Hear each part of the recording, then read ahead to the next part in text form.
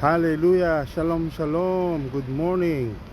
Okay, so praise God, I'm here again, back to Singapore from Sun Hotel.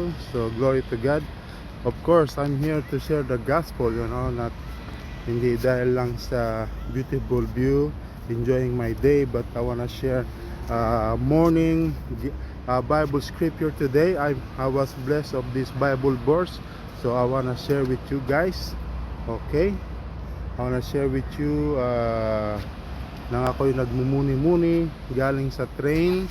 So sabi ko, gusto ko nga mag-share dito sa Sun Hotel, Singapore. So nakabalik po ako dito at I just want to share a gospel with you guys. Okay, so what the Bible verse for today, and then I put some background picture para hindi kayo maboring.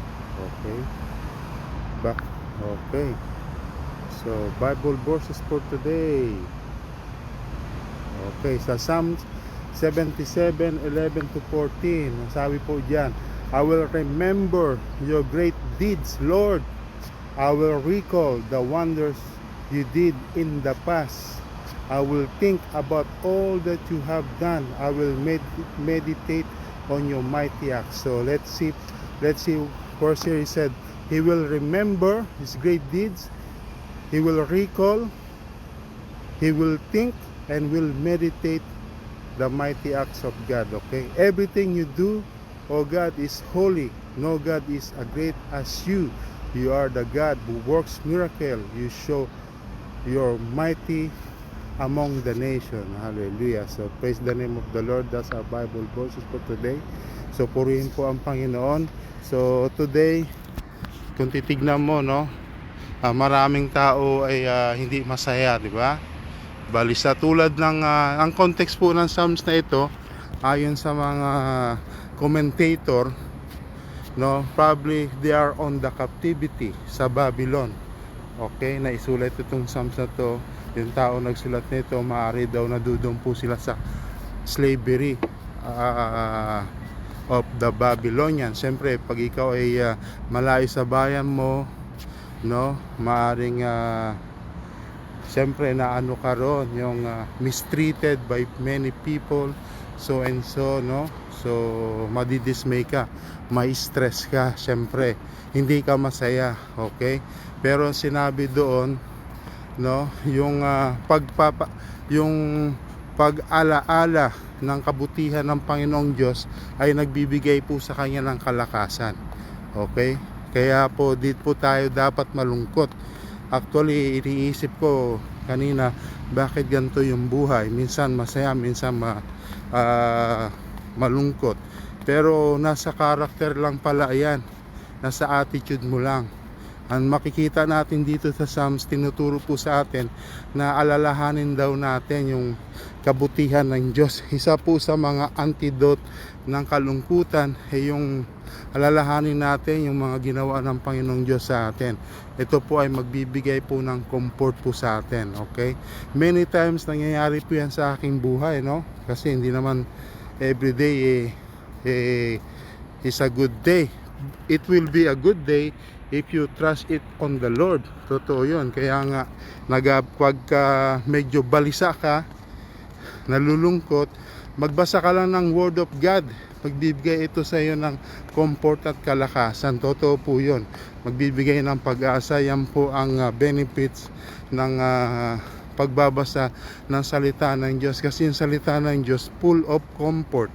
Okay, yung soul mo mapipid ng Word of God. Sabi nga ng Bible ni Lord Jesus, diba? Sa Matthew 4:4, man shall not live by bread alone, but from every word that proceeded from the mouth of God. Maybe kailangan mo lang pakainin yung kaluluwa mo. Okay, kasi ang pagkain ng kaluluwa, ito yung salita ng Diyos, magbibigay ito ng kapayapaan, karunungan. Okay, kung wala kang karunungan, pagbabasa ng salita ng Diyos, magbibigay po ito ng karunungan. Kung ikaw'y nawawala ng pag-asa, nagbibigay ito ng pag-asa Kasi nandiyan ang Panginoon. Sinasabi, pangako ng Diyos, di kanya papabayaan. Na siya ay tunay, siya ay totoo. Meron kang future. May heaven na naghihintay sa iyo sa mga tumanggap sa Panginoon, no? Kaya ito ay may katotohanan po to. I talking about truth, okay? Every day kung kayo nalulungkot, nababalisa, no? Alalahanin niyo lang po yung kabutihan ng Panginoong Diyos sa inyo.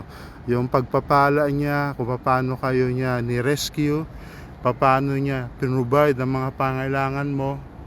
No, alalahanin po natin na kasama po natin ang Diyos. Kailangan lang po natin manalangin. Only takes a prayer, okay? To have peace or to enjoy life. Actually, the presence of the Holy Spirit is wala pong makakatalo doon na kapayapaan, kagalakan pag ang banal na Espiritu po ay nasa sa inyo. No po, alam po yan ng mga Kristiyano na napuspos na ng banal na Espiritu. Alam po nila yan. Okay, mga kababayan din to mga to. Okay, mga kababayan yan. Okay. Praise God, mga kababayan natin, di ba? Tulad sila, nag-enjoy in life. That is good. Maganda yan, pero wag natin kakalimutan pa rin yung Panginoong Jesus ang unahin po natin. Nag-pray ka na ba ngayong umagang ito? So, i-double check mo yung sarili mo kung malungkot ka every day, no? I-double check mo.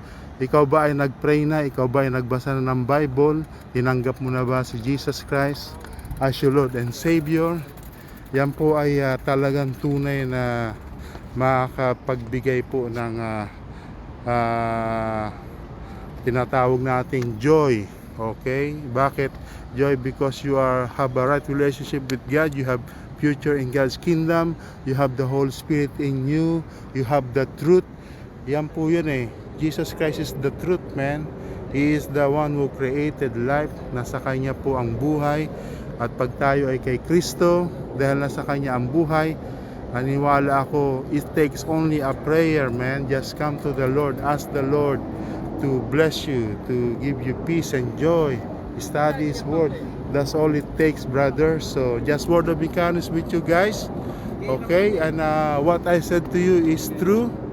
At ito po ay totoo po, no?